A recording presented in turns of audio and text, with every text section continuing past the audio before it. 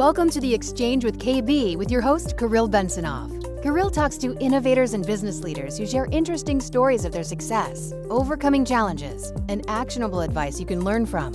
Visit KirillBensonov.com and sign up for updates. Today, we kick off a special series of The Exchange with KB on immigrant entrepreneurs who kick ass.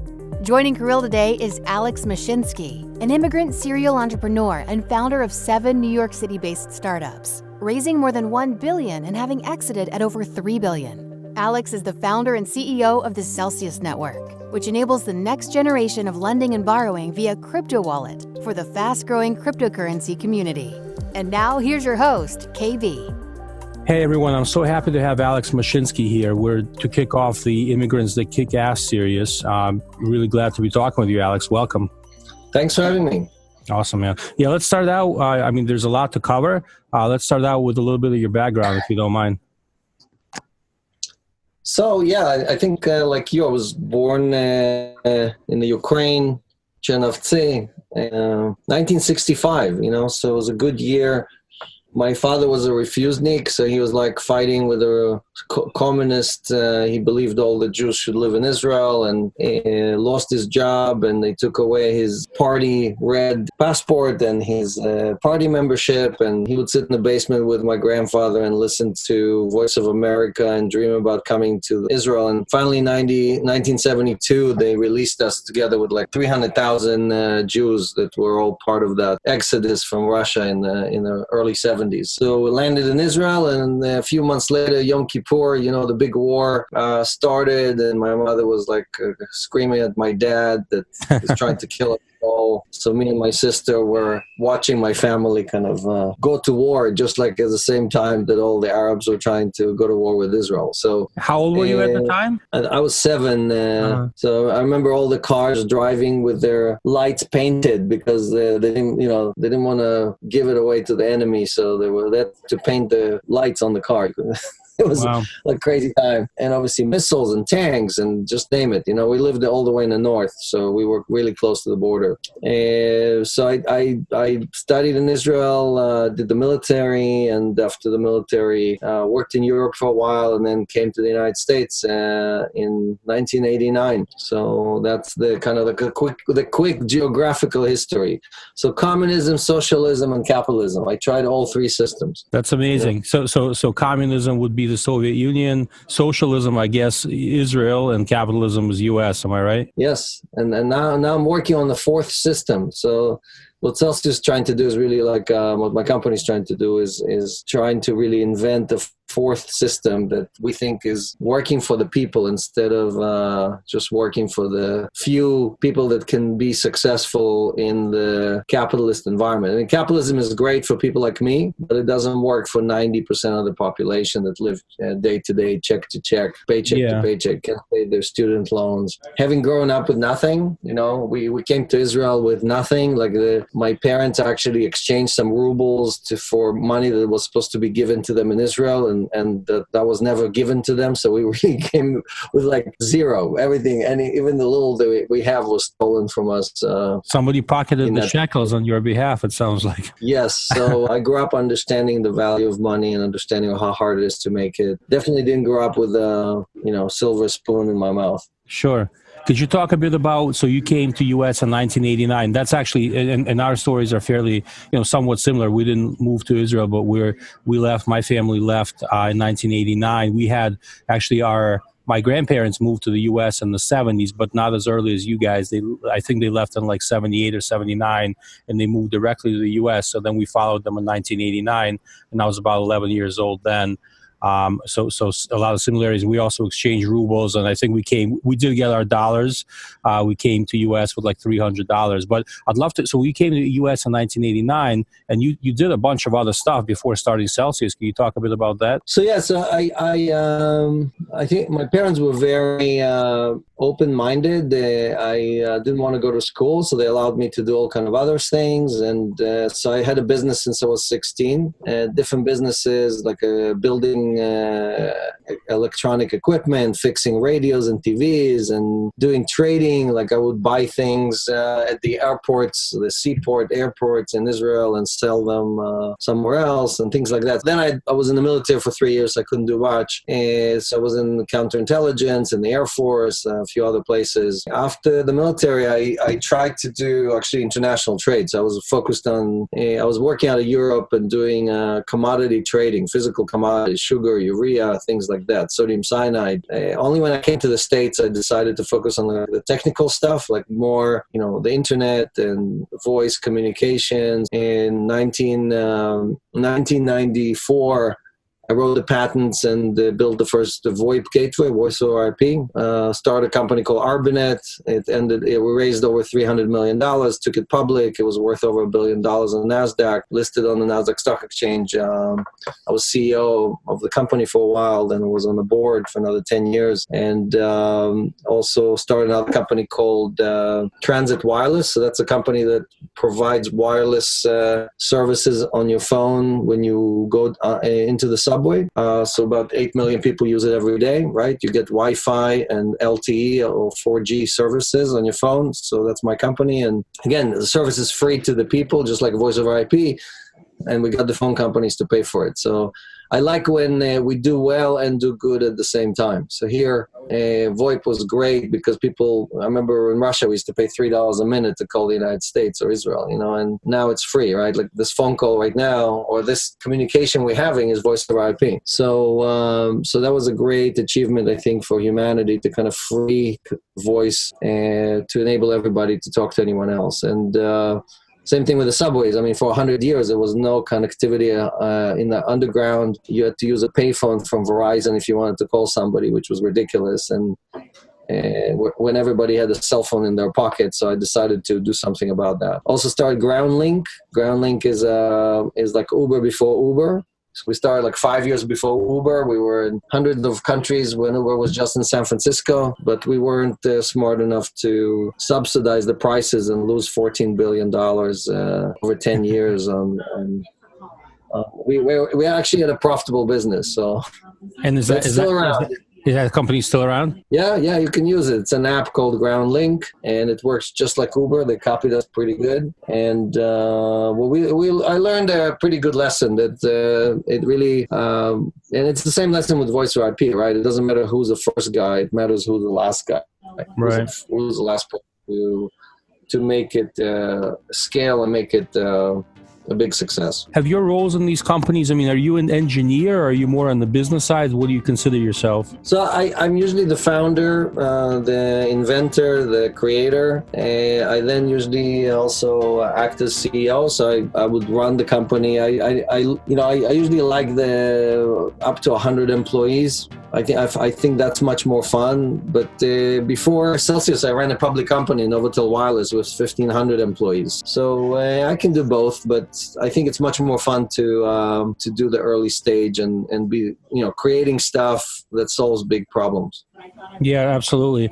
And you, I mean, you've had some huge successes, it looks like. Can you talk about any failures along the way, like any companies or things that didn't work out, perhaps? Sure. Yeah. So obviously, GroundLink is an example. I wouldn't say a failure, but it's something that could have been 1,000 times bigger if we did what Uber did. Right. Another good story is that in the late 90s, I think it was 98. Again, I was running Arbanet. It was one of the most successful companies here in New York. And Esther Dyson called me and asked me to meet this Russian guy. She said, look, you're Russian. This guy is Russian. He needs help. He's trying to start a company. And why don't you go and help him see what direction he should take? You already done it once or twice. So I meet this guy and he tells me about the software that he's trying to build. And I'm like, who needs another search engine? We have Alta Vista, we have Lycos, we have all these great systems. And that was Sergey Brin. Instead of giving him a check for $100,000, I told him how we don't need another search engine. Sometimes when you know too much, it's just as bad as not knowing anything. That's amazing. But certainly your successes speak for themselves. So can you talk a bit about how you discovered like the world of cryptocurrencies, and then how you created Celsius? Sure. So crypto is not a new idea. I mean, blockchain existed for the last 30 years, right? The Bitcoin was a new idea. The Bitcoin was like kind of like putting together the best different things that have been done before into something that gave just the right incentives to both the people using the network, the miners who run the network, and the underlying infrastructure, right? So, but for me, when I looked at it, 2010, 2011, I felt that it was very wasteful. Like it burned through electricity, it wasted the communication network, it required tremendous amount of computing power. So for me, it was not an efficient process, and I'm an efficiency guy, right? I took voice and I ran it 10 times better through voice over IP, right? I took transportation, I made it cheaper, better, faster than the taxi company or the limo company. So when I look at crypto, especially at Bitcoin, it looked extremely not scalable and not material. But obviously I was wrong, and after Mt. Gox in 2013, seeing how resilient the community was and how powerful this idea of decentralization is, I realized that I really have to spend much more time on it. And I started investing in different companies in the space and probably advised like 20 different projects and ICOs and different companies that were trying to develop different blockchains. In 2016, I realized that I didn't think that any of these projects were really going to change the world or make it a better place. Like most of these people were just trying to make money on the blockchain, on the cryptocurrencies. And I decided to start Celsius Network, which really focuses on bringing 7 billion people into the middle class. So it focuses on how to enable all the people around the world that don't have access to high education, don't have access to Wall Street. We're not born with, all of this great information that the top 1% in the United States has. How do you allow all these people to participate without them having to get a PhD in economics from Harvard or Stanford? Because today there's a huge disadvantage if you live in China or India or Africa versus if you happen to live in California and you happen to go to Stanford and you happen to then work on Wall Street or some hedge fund. So what we created is a platform that accepts deposits. So we take deposits in cryptocurrencies, stable coins, and other type of digital assets. And we earn return. We earn interest on those deposits. And we pay anywhere between 5 and 10% interest. And it doesn't matter if you're from Vietnam and you have $10 or you're from Silicon Valley and you have $10 million, you're going to get pro rata the same 10% that we pay. So we take the same tricks and the same amazing tools like AI and predictive trading and algorithmic trading and all kind of stuff like that, apply it to cryptocurrencies and other type of assets, generate alpha, generate yield, and then distribute the yield pro rata to all of our holders. And amazingly, we launched less than a year ago. We've done. We also do loans, so we issue loans to members. So if you need $1 loan, we charge you 5 to 9%. So it's less than half of what other people charge. And the idea is to do well, but only after we do good. Right. So if we do good for the community, we don't charge any fees. We don't charge any, most financial advisors and people in the space always charge you fees. Right. Right. And the whole idea here was that we always act in the best interest of our depositors. So if you think of a bank, right, you give the bank your money and then the bank does all these things I talked about, but they keep 90% of the profit. People don't think about it, but when you deposit money with the bank and they pay you 1% per year, they take your money and lend it to your neighbor on the credit card at 25%. So they get 25%, they give you 1%. They keep 24%, 95% of the value they made from your money. So it's not a fair system. The bank is not your friend. They're definitely not there to help you out. They're there to help themselves. And the same is true with the insurance companies, with the broker-dealers, with everybody else. Most people think, wow, look at Fidelity or Interactive Brokers. I mean, they're such good companies. They only charge me $4.95 per trade. And I remind them that when you bought your Tesla stock, for example, and you parked it with Fidelity, Fidelity lends your Tesla stock to other hedge funds and charges 30% per year. So if you gave them $100,000 worth of Tesla stock, they made $30,000 in profit from your stock each year, right? So that's what most people just don't know. They don't know that sec lending or algo trading or all these things, how they work, what they work. But the people that know how to make money for money make all the profit, and they take it back home as fat bonuses. And that's how the guys on Wall Street make $50, $100 million a year, right? So all we decided to do is take 80% of these profits and give them back to the community, but give them directly to the depositors. And we do it through the blockchain so everybody can audit us. Everybody can see how much we have on deposit. Like right now we have about $345 million on deposit. How much did we lend out? What did we earn? How much did we give back to the community? Did we actually give back 80% like we promised to the little guy who again, a guy from Africa with $10, right? Or a guy from India with $20. They can participate and get pro rata, get the same earnings that were available only to the very, very, very rich. So let me try to understand how your product works. So let's say I have $100 in some cryptocurrency that you work with. Let's say it's Ether or it's a stable coin or something like that.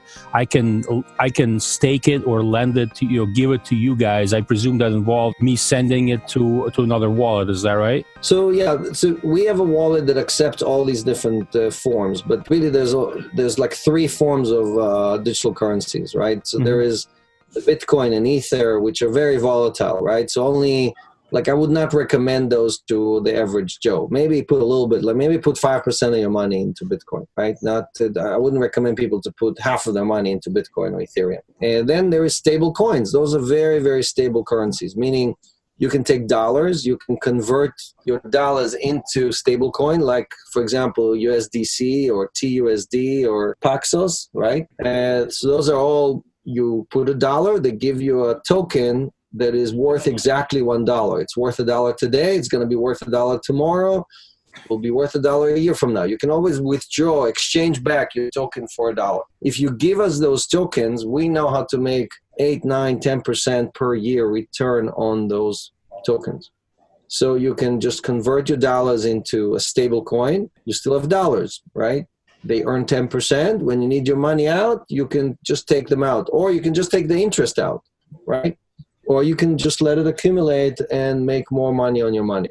So, and the third assets are staking coins that you mentioned before, where, for example, Dash or Orbs or Algorand or Tezos or EOS, these are all coins that we support, that you can basically, just by holding them and depositing them into a wallet, we don't have to do anything, right? It automatically earns 7, 8, 9%.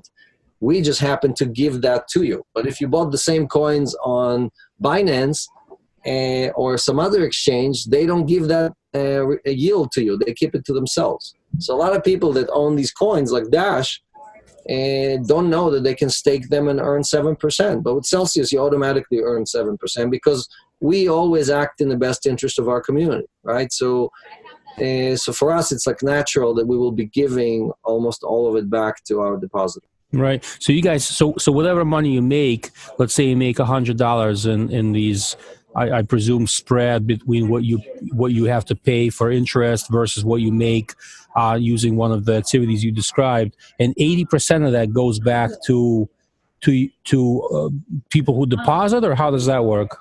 Yeah, I know. It's amazing to even say that, right? Because think about the bank. The bank takes 95% of what they steal from you, because they actually steal from you. The bank can pay you 7% if they make 24% on a credit card, right? But they prefer to give it to the shareholder or the executive in the bank, right? The big bonuses, where do you think they come from? Come from your pocket. So banks usually pay a lot of money to their executives, and then whatever is left, they give to their shareholders as dividends. And very, very little goes to the depositor. Actually, if you look at the last 30 years, since I came to the United States, when I came to the US, Citibank used to pay 8% by just depositing money in the bank. You didn't have to do anything. You didn't even have to move it to the checking account. But every year, they pay us less and less and less, and they give more and more and more to the shareholders of the bank, right? Like Jamie Dimon, who's the CEO of JP Morgan, makes something like $60 million a year. That's 1,000 times more than the average income of the average American. He makes 1,000 times more. And that's probably just salary, right? And I'm sure he makes other, Yes. So and then he takes the rest of the money and he has to give it to his shareholder. JP Morgan makes $30 billion in profit per year. That's $5 for every person on the planet. That's how profitable just one bank is. So we decided to do exactly the opposite. We decided to take all this profit that we make, and we're making a killing. We already gave millions of dollars back to our depositors. And we give 80% back to the depositors without them having to check or do anything or move money around or trade. All you have to do is deposit and go to sleep. That's all you have to do. So that's amazing. Now, again, look, this is no different than most hedge funds. Most hedge funds keep 20% and pay 80% to their rich depositors, right? So, but we just happen to open it up to everybody else. We're just not running as a hedge funds. We're running effectively as a consortium, right? We're like a Costco. So you pay a membership fee to be part of Costco, and then you fill up the cart with great products at great prices. Well, we do exactly the same thing. It's just that all the products we have in our portfolio are all financial products. I see. And you guys also have your own native token. And I saw on your website you have some payment mechanisms, self-pay as well. Can you talk about that a bit? Sure. So the Cell token is really like, again, the Costco membership. So if you're using the Cell token, you earn more and you save more. So if you're taking a loan, you would pay 20% less in interest than if you just paid in dollars, right? So it's just a way to save even more. And the reason it's good is because it makes us have more members and allows our members to basically use Cell tokens. It's like airline miles, right? It allows you to benefit more no matter how you look at it. And CellPay is a service that we have inside our wallets. If you download the wallet, and let's say you want to bring your grandma into this, and you're saying, hey, grandma, look, this is a great service. Alex is paying 10%. Why aren't you putting your money to it? And she's like, I don't know what a wallet is. I don't know what digital currency is. I don't even understand how the stuff works.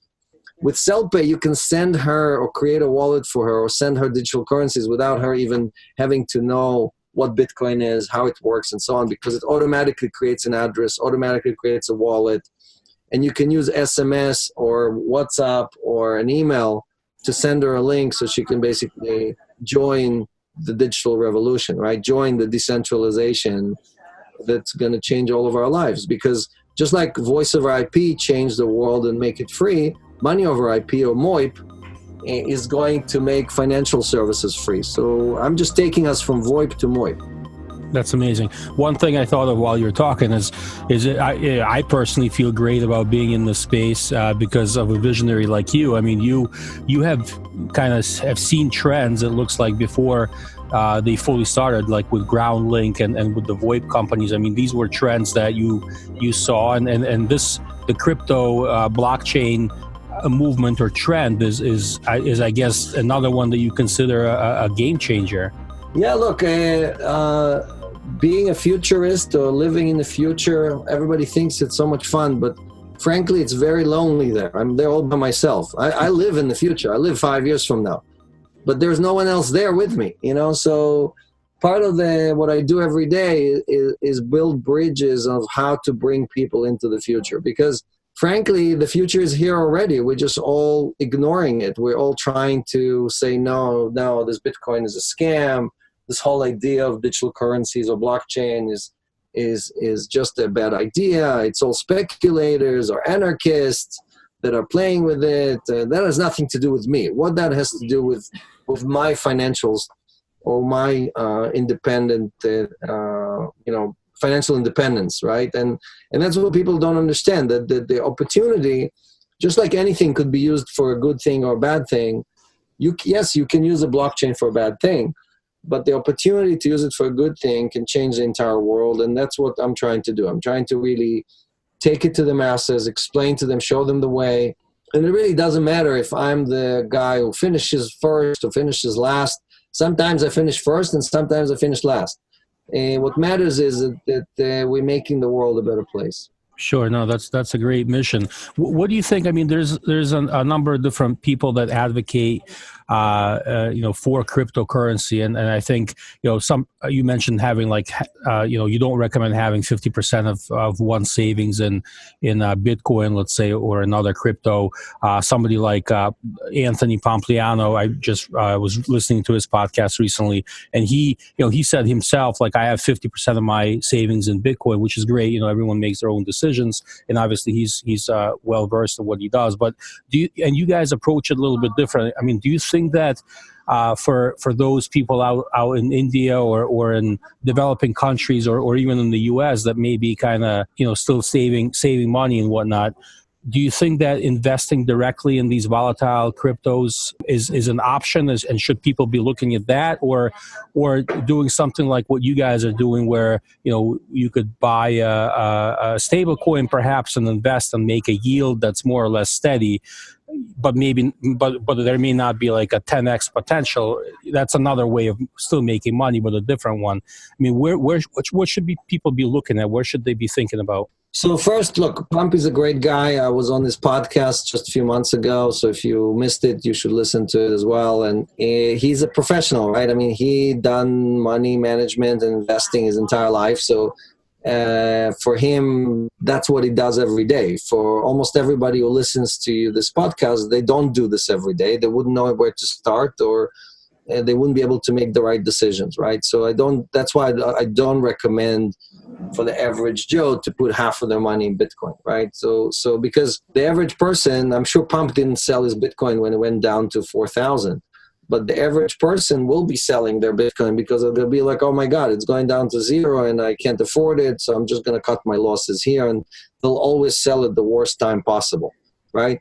So, so that's what you're trying to avoid. You're trying to basically create a system that allows you to earn on these assets, even if they're dollar denominated, right? And it's about earning the return. If you could earn 8 or 9 or 10% on your money, then the money is going to work for you instead of you working for the money, right? Because most of us, because we can't save, have to have 1 or 2 jobs, and we basically live check to check because we have to pay our bills and our kids' bills and everything else, and there's just nothing left.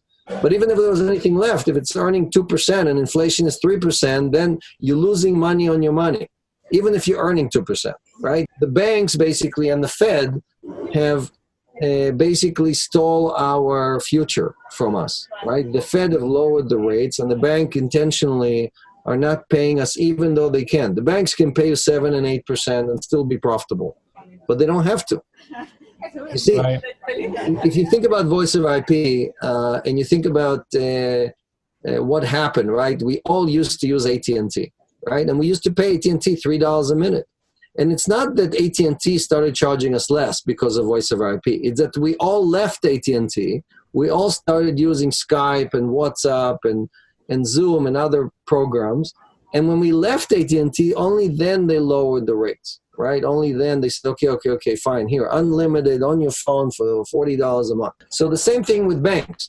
If you had an alternative, you could deposit all your money somewhere else and you did not have to use the bank for safety or use the bank for interest, then guess what's going to happen? The banks are going to have to increase their rates. You see, the power the banks get is all from the fact that we give them our money for free. If we stop giving them money for free, they would not be able to do what they do. Just like the phone companies were powerful. AT&T used to be the most powerful company in America in the 70s and 80s. Why? We all had to use them. We didn't have a choice. The minute we have choice, AT&T had to sell all their buildings. AT&T used to have this giant building on Madison Avenue and 52nd Street, right? Or 54th Street. I think it's 54th Street. Well, guess what? That building now says Sony on it. It doesn't say AT&T. They had to sell the building. And the same thing is going to happen with the banks. You know that we won when JP Morgan sold their bank at 290 Park Avenue. That's when you know that we won. That we the people, are now earning the money that the bank used to earn, the money that the bank is stealing from us, because the banks and the Fed have lower rates to that level that we can't earn anything on our money. I can say that because I never need a job with a bank. I never need a job with any of these people. But most people will never tell you that because they all Pump and other people, unfortunately, all take money from these investors. right? So they have to be nice to them. My job, my mission is only to help the average Joe. So I can say bad things about bank every day and still do well. Yeah, no, I agree with you. So, and I think if we kind of think of at a high level about the space and where it's going, I recently have spoken with Mark Roderick, an attorney in the crowdfunding space, and he was kind of skeptical of the blockchain / crypto movement. His thought was that it's going to be the big players dominating again, and it may be the same big players like Facebook with Libra, and maybe Google will create their own cryptocurrency, or some other large companies. Or do you think this is more of a movement that's going to democratize, and perhaps smaller businesses and individuals will benefit more so? Well, I've seen this movie before in the 90s with the internet. And back then, the big players were Sears and IBM and companies like that all got together and created Prodigy and created AOL and created all these other services that basically said, oh, the winners of the internet are going to be these giant companies that dominated the 70s and the 80s. And obviously we know that that's not what happened. If you look at the largest companies of the internet, almost none of them existed back then, or they were tiny little companies. So the same thing with the blockchain. You see, the blockchain it's like a different DNA. It's a completely different architecture. It's different everything. You can't just take your business, take a syringe, inject a little bit of blockchain into your business, and suddenly your profits go up 5 times. That's not how it works. You need to reinvent your entire business, right? And most people are not comfortable with that. Look, when you run a big, giant public company, the last thing you can do is reinvent everything and rebuild everything as a blockchain. So that's why the banks are not going to be the winners here. And the financial institutions are not going to be the winners here. And it's going to be scrappy small companies like ours that are doing what's best for the customer. Just like Google in the beginning, if you remember, they did what was best for the customer. Their slogan used to be "Do no evil." Do no evil, right? Yes. So guess what? They all start that way, and then they change, right? Because then they have to deliver a lot of profits for their shareholders. That's where the conflict is. That the bigger you get, the minute you become public, you have to, every quarter you have to give more and more and more to the shareholder. Well, where are you going to take it? You have to take it from your customers, from your depositors. It's just that we, the consumer, are depositing our time with Google instead of money, right? But the fact that we're browsing the internet on Google, or we're using Gmail, or we're using all these services that Google gives us for free, that's what we're depositing. So they're taking more and more from us and giving it to their shareholders. And let me ask you quickly. I mean, as Celsius grows, do you think that this is an issue that you would have to face at some point once you get big enough? And obviously, there's investors, there's people to pay, and there's all kinds of expenses, and they continue to grow. I mean, as you get bigger, do you think about this, and how will you handle that same issue? When you're the Google of the lending, I guess, on the blockchain. Oh, we are already profitable, right? So we've proven that keeping only 20% is a good business. It's a good business for our depositors, and it's a good business for us as a company. So I am going to try to keep this right, to keep this the way it is as long as I can, right? And we hope to have billions of customers, just like Voice over IP as 3 or 4 billion people use it every day.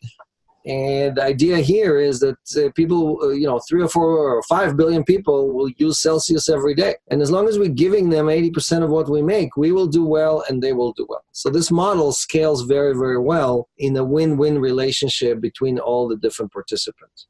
So now it's just a question of, is somebody else going to outrun me? Look, if Uber shows up and starts subsidizing what we do, it's going to be hard for us to compete because we don't want to take money from investors like Uber did, right? Uber is losing $1 billion every quarter, subsidizing the customer until they're big enough. Now they're public, and now they're going to have to produce profits. So they're going to have to raise their rates. They have to reduce the subsidies and all that. But the people got at least 10 years of free rides, almost free rides, right? They didn't do good by the drivers. The drivers that drive Uber make less today than if they drove a New York City taxi or if they drove a limo in New York, right? Now all the drivers make much less than they used to. So it's not a good solution. One side always pays. In this case, 3 million drivers are paying for the yuppies and all the other guys who are using Uber every day. So I always try, like when GroundLink was created, our slogan was happy drivers equals happy customers, because we try to balance the making both sides happy, right? And here with Celsius Network, I think we have a much better balance, or it's going to be very hard for anyone else to come in and take it away from us and subsidize it or do all the Foley shtick or the BS that Silicon Valley does to just create fake valuations. Sure. Do you think there's going to be a time when banks are kind of on the other side of this equation, when companies like yours and others that were born into this new sector are kind of ruling the roost, and the banks are saying, hey, you guys are encroaching on our business models, and we employ people too. I'm sure JP Morgan employs tens or hundreds of thousands of people, and so do other banks, big and small. Are they going to start crying and saying that you guys are killing our business model and we have to do layoffs and sell buildings and all of that stuff? Do you foresee that happening, or do you think banks will reinvent themselves? Well, if it happens, that means we helped billions of people. So just like voice over IP, billions of people used it, and yes, AT&T had to fire like 200,000 people. So who's benefiting? Do you rather have 7 billion people use a service for free, or would you rather have employment for 200,000 people so they could charge $3 a minute, right? So it's the same thing here. If the banks have to sell their buildings, and by the way, we were talking yesterday, Deutsche Bank fired 18,000 people, okay? Before even we were taking them over. Obviously, they didn't fire it because of Celsius, but the point is just that it's happening anyway. Right. So yes, if the banks are firing a lot of people and if the banks are selling buildings, that means that we made billions of people richer because they're now earning much better income on their money, and their money is earning money so they can have a better life, and they can pay for their kids' college, and they can have a retirement, and they can take care of their doctor bills. Yes, that's exactly what I want to happen. Yeah, I'm in the same boat with you. I mean, I think at the end of the day, when these things shift and banks are feeling pressure, I mean, they're probably gonna buy companies and do things to kind of continue to protect their dominance. But by the same token, they're gonna have to, if they want to survive, they're gonna have to change their pricing structure and do something that is much less expensive for the consumer, or pass funds back to the consumer, or do stuff that is going to attract more and more investment. So I'm in the same boat with you. All right, let's move on to the lightning round. Are you ready for quick answers? Sure. Awesome. Price of Bitcoin at the end of this year? Well, I think it will be bouncing against 20,000 several times, but I don't see it breaking through 20,000. It's going to go down to 9,000 and then go back to 20,000 and be between that range between now and the end of the year. All right. First country to release sovereign currency on crypto? So that's already happening. The Seychelles Islands are already agreed that they're going to go off the US dollars. Right now they're using US dollars, and they're going to issue a cryptocurrency. I think it's by next year. Oh, that's amazing. I think that's where BitMEX is situated. Yes. So that's a secret. I just told you a secret no one knows. All right. In the year 2030, will it be Facebook or Libra that's still around? And I don't think the regulators are going to let Libra launch, at least not in the current format. I think there's going to be a lot of back and forth, and what's going to eventually launch is going to be very different than what they're proposing right now. So Facebook will still be around, but Libra will look like something very different. Great. Alex, it's been awesome talking to you. I mean, you have an amazing immigrant story, an amazing, amazing successes, as well as some failures, as all of us probably do as well. Everyone check out Celsius Network, and we'll put some links on our website. It's been really great talking to you. Спасибо. Спасибо тебе.